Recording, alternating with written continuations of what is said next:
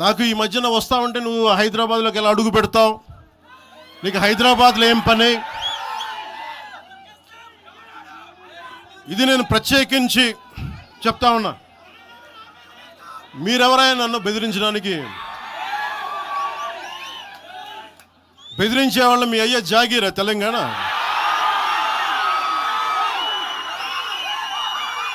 నా మీద దాడులు చేస్తా ఉన్నారు కదా. నాకు తెలంగాణలో బెదిరింపుల కంటే కూడా ఆంధ్రాలో బెదిరింపులు ఎక్కువ. నాకు తెలంగాణలో ఇంకా రానివ్వు అంటారు నన్ను, ఆంధ్రాలో అయితే తల తీసేయని అంటారు కోనసీమలో కొంతమంది. నేను ఓడిపోయినప్పుడు 2019లో ఓడిపోయినప్పుడు మన తెలంగాణ నాయకులు ఒకరే చెప్పారు, అన్నా మా తెలంగాణలో ఉంటే నీకు పరిస్థితి రానిచ్చేవాళ్ళం కాదని చెప్పి. నాకు నిజంగా తెలంగాణ అద్భుతంగా ఉండాలి, యువతకు అద్భుతమైన అవకాశాలు రావాలని కోరుకుంటాను తప్ప నాకు ఇక్కడ కొత్తగా బావుకునేది లేదు, ఏమీ లేదు. బెదిరించే వాళ్ళందరికీ ఒకటే చెప్తున్నాయి. నా ఇంటి ముందు ఎందుకు పెట్టానంటే ఎవరన్నా దాడి చేయాలంటే సంతోషంగా దాడి, ఇదే నా ఇంటి అడ్రస్, అది మీకు తెలియదు.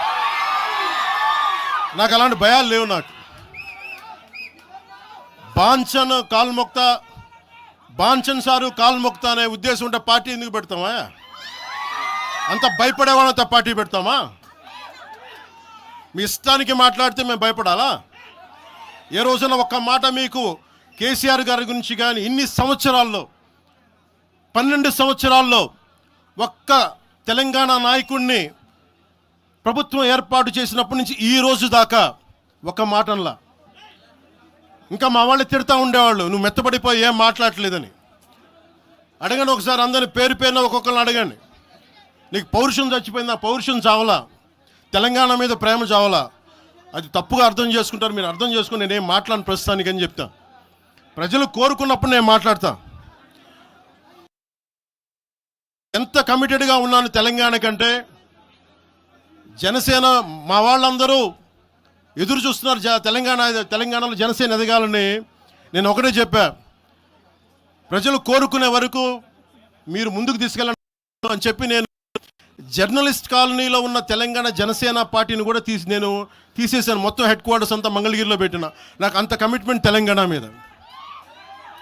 ఎందుకంటే నాకు రెచ్చగొట్టడం ఇష్టం లేదు, తగ్గి మాట్లాడా. మీరు ఎన్ని హింసించినా, మీరు ఎన్ని మాటలు మాట్లాడినా, ఆంధ్ర కొడకని తిట్టినా, అరే నా గుండెల్లో తెలంగాణ ఉంది, మీరు ఎన్ని తిట్టినా నేనేం పట్టించుకో.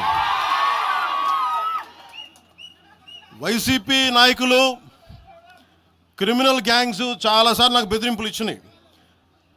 దానికి మించిన బెదిరింపులు నిజంగా నాకు తెలంగాణ నాయకులు. వైసీపీ గుండాలు ఇచ్చిన బెదిరింపుల కంటే కూడా, చంపేస్తామని బెదిరింపుల కంటే కూడా నాకు తెలంగాణ ఎప్పుడు ఇవ్వలే.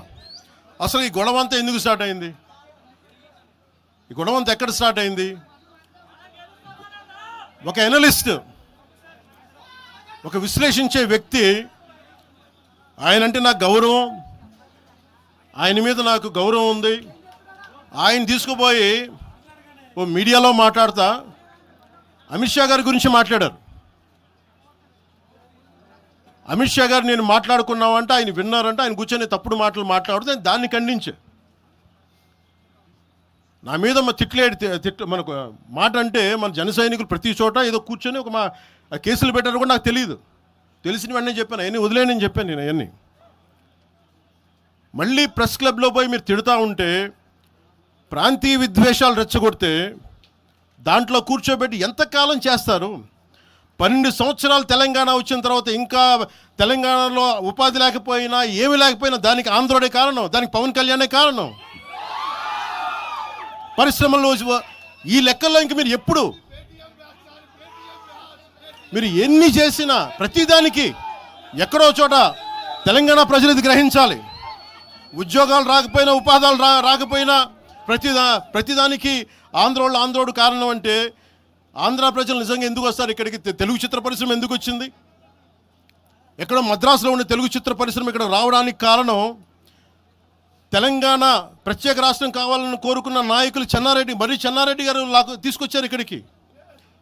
ఆయన తీసుకొచ్చారు ఇక్కడికి. 50 సంవత్సరాలు కలిసి ఉన్న రాజధాని. ఇక్కడ సడన్గా పోయి మీరు ఇక్కడ రాకూడదు అని కొంతమంది నాయకులు, ప్రజలు, తెలంగాణ ప్రజలు వేరు. నేను మొదటి రోజు నుంచి చెప్తా ఉన్నా, పాలకులు వేరు, ప్రజలు వేరు. తెలంగాణకి అన్యాయం చేసిన పాలకుల్ని, దాంట్లో పవన్ కళ్యాణ్ కూడా, వాడిని కూడా ఉరిదీసాను పర్లా. పాలకులు వేరు, ప్రజలు వేరు. మీరు పాలకులను తిట్టుకున్న ప్రజలను తిడితే, విద్వేషాలు రెచ్చగొడితే ఈ దేశం ఎటుపోద్ది? సూరత్లో తెలుగు ప్రజలు ఉన్నారు. రేపు వచ్చిన గుజరాతీ మనుషులందరూ గుజరాతీస్ అందరూ కూర్చొని తెలుగు వాళ్ళు ఇక్కడ ఉండకూడదంటే కుదురుద్ది అక్కడ? నాందేడ్లో ఉన్న తెలుగు వాళ్ళు, షోలాపూర్లో ఉన్న మన తెలంగాణ తెలుగు వాళ్ళు అందరూ కూర్చోబెట్టి మా మహారాష్ట్రీయులు తిరగబెడితే ఏమవుద్ది? దేశం నిలబడద్దా? దేశం ఒకటిగా ఉంటుందా? ఎంతకాలం తిడతారు? ఎంతకాలం? నేను అమిత్ షా గారిని అన్నారని చెప్పి నేను మాట్లాడగానే కూర్చోబెట్టి ఒకళ్ళు దానికి చిలవలు పలవలు చేసి, నాకు తెలంగాణ అంటే పడదు, నాకు వీళ్ళంటే పడదు, వాళ్ళంటే పడదు, ఇన్ని సంవత్సరాలు 12 years కూర్చోబెట్టడం. మేము ఒక చెరువుని కబ్జా చేసామంట. నాకేం పనిలేదా? నిజంగా మీరన్నట్టుగా కబ్జా చేస్తే ఇల్లు తగలబెట్టారా? నాది వచ్చి మీరు ఉంచుతారా నన్ను? ఒక్కొక్కళ్ళు కూర్చోబెట్టి 111 జీవోలు ఏమేం చేశారు అటు చూసిపోండి, అటు చూడండి. నిజంగా ఈ రోజున తెలంగాణ రాష్ట్ర ముఖ్యమంత్రి గారికే చెప్తున్నా, రేవంత్ రెడ్డి గారికే చెప్తున్నా, ఆయనంటే నాకు ఇష్టం, ఆయనంటే గౌరవం నాకు. కానీ వారికే నేను చెప్తా ఉన్నా, తెలంగాణ ప్రభుత్వానికే చెప్తున్నా, పవన్ కళ్యాణ్ కనుక ఆ చెరువుని ఒక చెరువును ఆక్యుపై చేసుకున్నాడు అంటే సంతోషంగా చెప్తున్నా, ఈ రోజున తెలంగాణ ప్రభుత్వానికి రాసి ఇచ్చేస్తున్నారు. అలాగే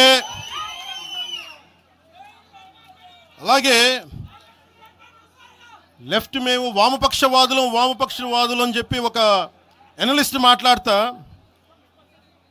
అంటే ఇది ఎలా ఉంటుందంటే, ప్రపంచ కార్మికులారా ఏకం కండి అని చెప్పే వామపక్ష భావజాలం ఈ రోజున ప్రాంతీయతకు వచ్చింది. ఆ వామపక్ష భావజాలం చెప్పే వ్యక్తి అనలిస్ట్ ప్రకారం ప్రపంచ కార్మికులారా ఏకం కండి అని చెప్పే వామపక్ష భావజాలం ఈరోజు ఎక్కడికి వచ్చింది? ఆయన చెప్పిన విధానం ప్రకారం ప్రాంతీయతకు వచ్చింది. కమ్యూనిజం ఎందుకు చచ్చిపోయిందంటే ఇలాంటి వాటి వల్ల చచ్చిపోద్ది. ఈరోజు గద్దర్ గురించి మాట్లాడతారు. బండెనక బండి కట్టి 16 బండ్లు కట్టి ఏ బండిలో పోతాం నైజాం సర్కారోడా అంటే అది ఈరోజు మాకు వచ్చిన ప్రేమ కాదు. మాకు అది నా చిన్నప్పుడు చెప్పాను ఆ మాట, తర్వాత ఫస్ట్ మీటింగ్లో చెప్పా. గద్దర్ గారు బతికున్నప్పుడు మీరందరూ ఏమయ్యారా? గద్దరన్న బతికున్నప్పుడు మీరందరూ ఎక్కడున్నారు? గద్దరన్న వెన్నులో బుల్లెట్లు దిగితే గద్దరన్న నా దగ్గరికి వచ్చాడు. ఒకటి అడిగాడు ఆఫీస్కి వచ్చి, మన జర్నలిస్ట్ కాలనీలో ఉండే జనసేన ఆఫీస్కి వచ్చి, అరే తమ్మి నాకు బుల్లెట్లు దిగినీరా, నాకు వెనకాల నన్ను స్వేచ్ఛగా రే అని పిలుచుకునేంత చనువు మా ఇద్దరి మధ్య, నాకు బుల్లెట్లు దిగినీరా ఈ వెన్నులో, నడవాలంటే ఇబ్బందిగా ఉందిరా, నాకు కారులో పోవాలంటే ఆటోలో తిరగలేకపోతున్నా, ఒక అండంగా అడుగుతున్నా, హక్కుగా అడుగుతున్నా, బండి కొనివరా అంటే ఆయన ఒక 24 గంటలు 3 రోజుల్లోనో 2 రోజుల్లోనో బండి కొనిచ్చాను నేను ఆయనకి. ఇప్పుడు ఎందుకు చెప్తున్నానంటే ఆ రోజు నేను చెప్పుండొచ్చు, నేను చెప్పట్లా. మీకేం తెలుసు గద్దర్ గారి గురించి? మీకేం తెలుసు? మీరేం మాట్లాడతారు గద్దర్ గారి గురించి? బతికున్నప్పుడు ఆయనకి ఏం చేశారు? మీరందరూ బతికున్నప్పుడు మీరేం చేశారు ఆయనకి? మీరు పర్మిషన్ ఇవి కూడా ఇవ్వాలా? మీరు ఒక్కళ్ళు మాట్లాడలా? ఏదైనా అవసరం వస్తే నా కాడకు వచ్చి ఆయన గద్దరన్న ఏంటి ఏమనుకుంటున్నారు మీరు? నేను పాలిటిక్స్లోకి వచ్చాక తెలుసు అనుకుంటున్నారా గద్దరన్న? మీరందరూ చూసిన ఖుషీ సినిమా చూసిన తర్వాత చిరంజీవి గారు ఫోన్ చేశారు నాకు, అరే గద్దర్ గారు ఫోన్ చేస్తున్నారా నీకోసం, ఒకసారి నేను కలవాలంటాను. ఆయన ఒకటే మాట అన్నారు చూసి, అరే మా పోరలు చూపించిండ్రా బాబు నీ సినిమా పాట, దాంట్లో నువ్వు భారతదేశాన్ని తాకట్లో పెట్టే విజువల్ పెట్టావంట, నువ్వు మాకు అర్థమవుతుందా, మా భావాలు అర్థం చేసుకున్నవాడు అని చెప్పి. తరిమేల నాగిరెడ్డి గారి తాకట్లో భారతదేశాన్ని ఆ భావన నువ్వు పెట్టావంటే మాకు అర్థమవుతుందని నేను చెప్పాను. నాకు లెఫ్ట్ వింగో రైట్ వింగో తెలియదన్నా, నాది హ్యూమనిజం అవుతున్నా, మీకు తోస్తున్న సంతోషం అన్నా అని చెప్పి. ఆ రోజు నుంచి ఆయన చనిపోయేదాకా, ఆయన అంతిమ ఘడియల వరకు ఆయన హాస్పిటల్లో ఉంటే వెళ్ళి కూర్చొని, అన్నా మీకు ఏం కావాలి చెప్పండి అంటే, ఏం వద్దురా తమ్మి, తెలంగాణ యువతకి కానీ ఆంధ్ర యువతకి కానీ భారతదేశంలో యువతకి భవిష్యత్తు వాళ్ళదని చెప్పు. ఆయన నాకు రాసిస్తే, ఆయన నాకు ఒక లెటర్ రాసిస్తే నేను అది కూడా బయట పెట్టలా, ఆయనే ఒక ఆడియో ఫైల్ చేసి నేను దాన్ని కూడా కూర్చొని చెప్పలా, ఆడియో ఫైల్ చేసి ఆయన ఒక చిన్న ఛానల్కి రిలీజ్ చేసి అది బయటకు వచ్చింది.